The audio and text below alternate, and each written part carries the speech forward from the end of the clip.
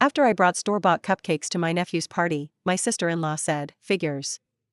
You never put an effort," Guest smirked, while my mom just sighed in embarrassment.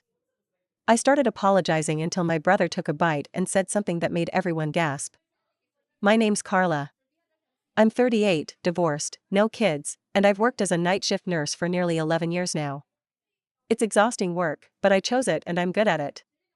It's the kind of job that consumes you give everything during those 12-plus-hour shifts, and when you finally crash into bed at 9 a.m., you hope no one calls or knocks on your door for the next 8 hours. That rarely happens, though. I live alone in Scranton, Pennsylvania. I have a small house, 2 bedrooms, 1 bath, and a dog named Booker who sheds on every surface I own. My life is, for the most part, quiet. Predictable. Steady. The one thing that hasn't been steady is my family. We've always had a weird dynamic. My parents divorced when I was 11. It wasn't messy in the way you'd think, no big fights or custody battles, but it left a lot unsaid, a lot unresolved. My mom, Donna, is the type of woman who believes in image above all else. Presentation, appearances, keeping face. She's always been more concerned with what the neighbors might think than with how her children actually feel. My younger brother, Byron, is 3 years younger than me. We were close once, inseparable, really. When things got tense at home, we'd disappear into blanket forts and make up our own world, just to escape. But when he met Cordelia, that all changed. Cordelia. My sister-in-law. She's a lot. I've spent years trying to come up with a kinder word, but I don't think one exists. On the surface, she's the perfect wife and mom. She runs a parenting blog, sells essential oils, throws themed birthday parties with custom decorations, and always looks polished. Her nails are always done, her hair styled. I don't think I've ever seen her wear sweatpants in public. My mom adores her. She calls her a doer. As if I'm not. As if because I'm not baking cupcakes from scratch on a Wednesday afternoon or hand-stitching party banners, I don't contribute. I work 60-hour weeks in a hospital, often skipping meals and sleep, but somehow that doesn't count as effort in their world. And now we get to the incident. My nephew, Milo, was turning 7. They were throwing a backyard party, and Cordelia made it very clear that it was going to be Pinterest-worthy. She sent out an itinerary, yes, an actual itinerary, with tasks and requests for the guests. I didn't sign up for anything because I wasn't sure I'd even make it. I was coming off 4 straight night shifts and running on fumes. But Milo loves me, he calls me Auntie Cammy, so I knew I'd show up, no matter how tired I was. I didn't have time to bake. Hell, I didn't even have time to shower properly that morning. But I wanted to bring something, so I swung by Wegmans on the way and picked up 2 dozen cupcakes from their bakery section, funfetti, with vanilla frosting and red and blue sprinkles. I even grabbed some little plastic toppers that said "Happy Birthday." When I arrived at the party, everything looked like something out of a magazine. Color-coordinated balloons, a bounce house, themed tablecloths, even a photo booth. Everyone was dressed like it was Easter brunch. And there I was, tired, still half in scrubs, hair in a ponytail, holding a plastic container of store-bought cupcakes. I smiled, walked to the dessert table, and placed the cupcakes down gently. That's when Cordelia turned around. She didn't even try to hide her disdain. Her eyes scanned the container like it was roadkill. "Figures," she said, with a tight little smile. "You never put an effort." It wasn't loud, but it didn't have to be. The way she said it, it sliced through the ambient chatter. A few people nearby heard and smirked. My mom, standing by the lemonade dispenser, gave me that look. You know, the one, equal parts disappointment and resignation. Like I'd embarrassed her. Again. I felt my face go hot. Suddenly, I was 13 again, getting scolded for not setting the table fast enough. I opened my mouth to explain how tired I was, how I still came, how I just wanted to be here for Milo, but before I could, Byron appeared next to us. He picked up a cupcake from the container. Peeled back the wrapper, took a bite. Then he stopped. His eyes narrowed like he was remembering something. This tastes like Dad's birthday cake," he said. Everyone nearby turned to look. Cordelia looked confused. My mom raised her eyebrows. "You remember that bakery in Green Ridge? That old corner shop?" he asked. "Carla. Did you go there?" I blinked. "No," I said, still unsure what was happening. I got them from Wegmans. Byron looked down at the half-eaten cupcake in his hand, then back at me. Well, he said, loud enough for everyone to hear, Carla didn't bake them, but she still managed to bring something that actually meant something. The air shifted. There was this weird pause, like the entire party collectively held its breath. Cordelia looked like she'd just sucked on a lemon. My mom didn't say a word. Then one of the other moms laughed nervously, and people started awkwardly turning away, pretending they hadn't just witnessed a family implosion. I stood there, stunned. I didn't even know what Byron meant. That cake he mentioned, I barely remembered it. He leaned in as the noise returned and said, I'll call you later. There's something you need to know. And then he walked away like nothing had happened. I didn't stay much longer at the party after that. I helped Milo open his gifts, gave him a hug, and told him I'd take him for ice cream sometime soon. He grinned and said, with the dog too, and I promised I'd bring Booker along. Then I left. As soon as I got home, I took off my shoes, lay face down on the couch, and let everything I'd been holding in finally spill out. I don't cry easily, and I didn't sob or anything, but I just lay there for an hour, numb. Not from the insult itself, but from how expected it had all felt. Like I had walked into a play where I already knew the lines. Even Byron's reaction, kind as it was, left me unsettled.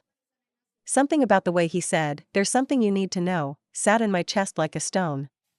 He didn't call that night. Or the next. I didn't want to be the one to chase, but on Monday afternoon, he texted, "Are you free tonight? Need to talk. Come by if you can." So, after work, I changed into jeans and a hoodie, fed Booker, and headed to their house.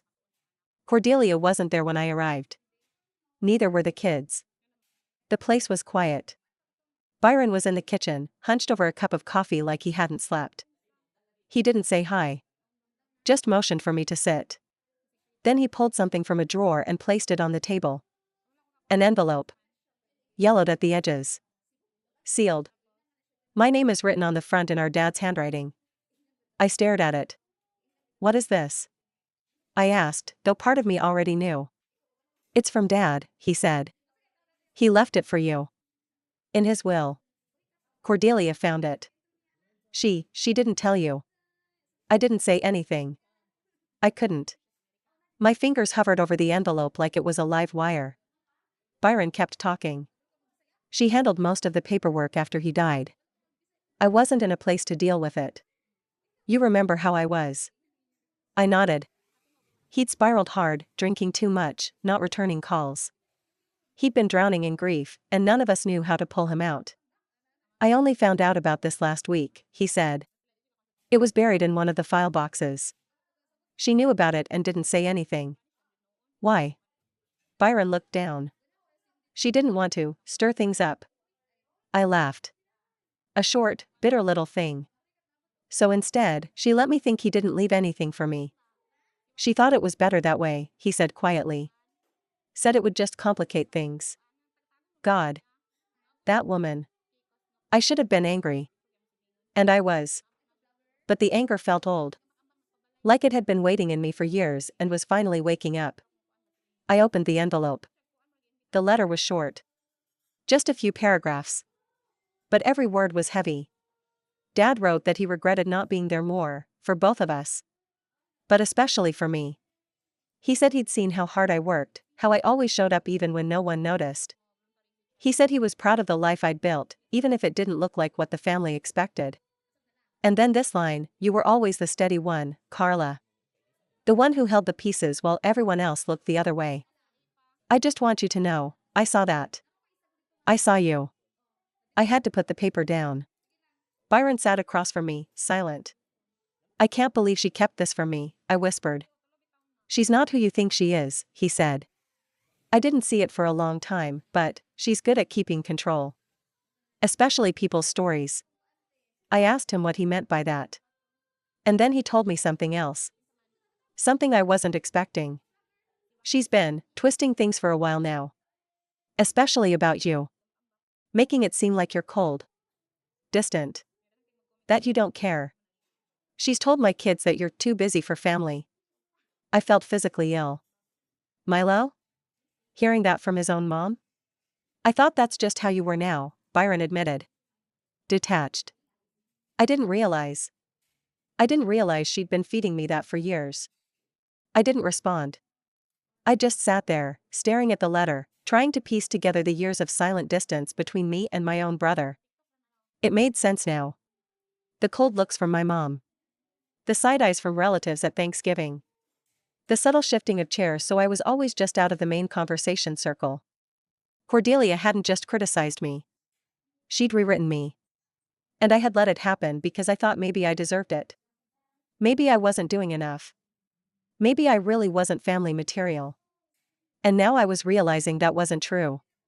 Maybe I'd been cast in the role of the outsider, not because I failed, but because someone made sure I stayed there. Byron put his hand over mine. "I'm sorry," he said. "I should have seen it. I should have stood up for you." I swallowed hard. "I'm not looking for an apology," I said. "I just want to know what's real now." He nodded. "This is real. You and me. We'll fix it." I looked around the kitchen. Cordelia's labeled spice rack. The chalkboard menu. The curated farmhouse decor. And I realized I didn't want to be part of her world anymore. But maybe I could rebuild something with Byron. Maybe. I didn't sleep that night. After I left Byron's house, I drove around Scranton aimlessly for over an hour. I passed the Green Ridge Bakery, the one Byron had mentioned at the party. It was closed, but just seeing it triggered something. A memory. Faint and fleeting. Dad's laugh. A cold soda. Crumbs on the dashboard of his old Buick. He used to take us there on Sundays, didn't he? I'd long buried most of those early memories. They'd felt too tied to his absence. His leaving. But now, I realized he hadn't disappeared as cleanly as I'd convinced myself he had. There had been moments. Glimpses of effort. Maybe not always enough, but real nonetheless. The letter burned in my purse like a secret. For a long time, I sat in the Dunkin' parking lot, gripping the steering wheel, going over everything Byron had told me. I thought about Cordelia's words over the years, every jab masked as concern. Every polite undermining. "Carla's too busy for us. Don't expect much, she doesn't really do family things." She didn't respond to Evite, but that's typical. How many times had I heard some version of that, shrugged it off, and kept going? Now I was beginning to see the pattern. Cordelia hadn't just judged me, she'd constructed an entire version of me. And worse, my family had bought into it without question. The next day, I called off work for the first time in months. I told the floor supervisor I was feeling off. She didn't push, it's an unspoken rule among nurses, if someone needs space, you give it. Especially if they never ask. I spent the day cleaning my house, which, admittedly, was overdue. I scrubbed the kitchen, reorganized the linen closet, and pulled out an old photo album I hadn't touched since Dad's funeral. That's when I found the photo. Me, Byron, and Dad, standing in front of that same bakery. Dad had his arm around both of us. Byron's missing a tooth. I'm holding a cupcake. I took a picture of it and sent it to Byron. "Carla, you were right. I do remember now." He replied almost instantly. "Byron, God. I forgot about that photo. That was the last time we all went together." I stared at the image on my screen for a long time. It was weird. I'd been angry for so long. At Dad, at Byron, at Mom. But now I realized, my real anger, the heat of it, the betrayal, that was aimed directly at Cordelia. And not just for what she'd done. But for what she'd taken. She had stolen my reputation inside my own family. That night, Byron texted again. "Byron, Sunday dinner is still happening. Are you coming?" I hesitated. For years, Sunday dinners had been a passive-aggressive nightmare. Cordelia held court, Mom doted on her, the rest of us navigated her moods like landmines. I'd usually sit at the end of the table, drink a glass of wine, and leave early under the excuse of an early shift. But this time, I said yes. I had no plan. No speech. Just presence. I was done hiding in the shadows. Sunday rolled around, and I got there 10 minutes early. Cordelia answered the door, and I swear to God, she flinched when she saw me. "Oh," she said. "You're early." I just smiled and walked in. The table was already set. Of course it was. Seasonal runner, matching napkins, mason jars with floating candles. Like a catalog. Cordelia had clearly gone all out, trying to reset the narrative. But I wasn't playing along anymore. Mom was in the kitchen when I walked in, checking the roast. She looked over her shoulder, gave me a brief nod, and then turned back to the oven. No hug. No warmth. Byron arrived a few minutes later with the kids. Milo ran up to me and grabbed my hand. "Are you sitting by me?" he asked. I said yes. Cordelia glanced over, lips tight. Dinner began like it always did, bland small talk, forced laughter, everyone politely ignoring the cracks in the foundation. But the tension buzzed just under the surface, like static before a storm. Midway through the meal, Mom brought up the letter. "So," she said, not looking at me directly. "Byron told me about the note your father left." My fork froze halfway to my mouth. I set it down. "He left it for me," I said calmly. "Yes," she said, sipping her wine. "Well, I suppose it was kind of him to say what he did." Cordelia stared down at her plate. I waited. But no one said anything else. So I asked, "Why didn't anyone tell me?" My mother set down her glass with a soft clink. Cordelia handled most of the paperwork. "It wasn't intentional." "That's not true," I said, looking directly at Cordelia. "You saw it. You knew." Cordelia flushed. "I didn't think it would be helpful," she said, her voice low. "Your father wasn't exactly consistent, and I thought bringing up the past would just remind me that he loved me?" I asked. "Remind me that he noticed the years I spent trying to hold this family together while everyone acted like I didn't exist?" Everyone was silent. Milo looked between us, confused. "Why are you fighting?" he asked. "We're not fighting, sweetie," Cordelia said too quickly. "Yes, we are," I said. "And it's about time." Cordelia's mouth opened, but I cut her off. "You've been undermining me for years. You made sure my absence was seen as neglect, not exhaustion. You made it sound like I didn't care, when I've given up birthdays, holidays, sleep, so much of my life, to be there for people who wouldn't do the same for me." I looked at my mom. "And you let her?" Donna didn't respond. Just stared down at her napkin. Byron spoke. "She's right," he said. I believed what I was told. I didn't ask questions. That's on me. But we all need to own our part in this. The room was so quiet, I could hear the hum of the fridge. Cordelia's eyes were glassy. Not with guilt. With fury. Like she couldn't believe someone was challenging her in her own home. "I'm not the villain here," she said. "I've done everything for this family." "You've done everything to control this family," I corrected. "There's a difference." She stood up then, grabbed a dish, and walked it into the kitchen. As if that would make the conversation go away. But it didn't. Because something had shifted. Permanently. After that Sunday dinner, things didn't exactly explode, but they didn't return to normal, either. Cordelia tried to play it off for a few days. I could tell from her blog posts, thinly veiled quotes about setting boundaries and choosing joy that were clearly directed at me. I ignored them. But Byron didn't. He pulled back. Way back. No more letting her speak for both of them. No more pretending. He started inviting me out for coffee without her. Texting me directly when he needed something instead of going through Cordelia. That drove her nuts, I could tell. Control was her currency, and now she was going bankrupt. The week after the dinner, I met with Byron again. We sat in a corner booth at Zumo's and went over everything, Dad's estate, the letter, and how Cordelia had quietly made decisions about our family without consulting either of us. "I feel like I woke up," he said. "And suddenly realized she's been editing the truth for years." I didn't respond. I just sipped my coffee and waited. Then he said, "I'm going to fix it." And he did. It started small. He brought the photo of us with Dad to my mom's house and put it on her fridge. When she asked about it, he said, "Carla found it. Dad took us that day. You remember?" Then he handed her a printed copy of the letter. "She deserved this," he told her. "You should have made sure she got it." Mom didn't say much. But she kept the photo on the fridge. And when I came by the next Sunday, she offered me coffee without the usual sigh or backhanded comment. From her, that was a peace offering. But the real shift came with Milo.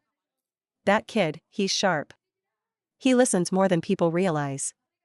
A few days after dinner, I picked him up from school while Byron was stuck in a meeting. On the drive home, he asked, "Why did mommy say you don't like us?" My throat clenched. I could have ignored it. I could have said, she didn't mean it. But instead, I told him the truth, gently. I've always liked you, Milo. I've always loved you. Sometimes, people get the wrong idea when adults are busy or tired. But I always want to be part of your life. He nodded, quiet. Then he asked if Booker could come to his school's pet day. I said absolutely. When we got to their house, Cordelia met us at the door. She looked me up and down like she wanted to say something biting, but didn't. Milo ran in ahead, yelling about pet day. "Thanks for helping," she said, her voice tight. I smiled. Of course. Family helps family. She didn't smile back. Over the next few weeks, I kept showing up. Not out of spite, but because it was my life too. I took Milo to the park. I brought Mom soup when she had the flu. I started hosting small, casual dinners at my place, nothing fancy. Just me, Byron, the kids, sometimes my cousin Maureen. People started choosing those nights over Cordelia's Pinterest-perfect Sunday dinners. She noticed. Her texts became more formal. Then, more distant. And finally, the big moment came, Cordelia's birthday. Every year, she hosted an elaborate brunch at a local winery. She'd send out formal invitations, plan a ridiculous dress code, and post about it for weeks. This year, Byron said no. He told her he and the kids were spending the weekend at my house instead. Something low-key. Cam's making pasta. I hadn't even planned a big thing, but when Byron told me that, I went all out. Not with decor. Not with spectacle. With substance. I made 3 types of homemade pasta, something Dad used to do with us when we were kids. I let Milo roll the dough and gave his little sister her own apron. Byron brought wine. We sat around my scratched-up dining table and laughed until the candles burned down. The next day, Cordelia posted a single photo on her blog, a glass of champagne with the caption, "Some birthdays are quieter than others." The comments were empty. She knew. People weren't listening anymore. Byron didn't leave her. I wouldn't wish for that, and it's not my business. But he stopped letting her control the narrative. And that was enough for me. The best revenge I ever got wasn't yelling. Or public shaming. Or even dragging her secrets into the open. It was reclaiming my story. It was sitting at my own table, surrounded by the people who once believed lies about me, now seeing me for who I really am.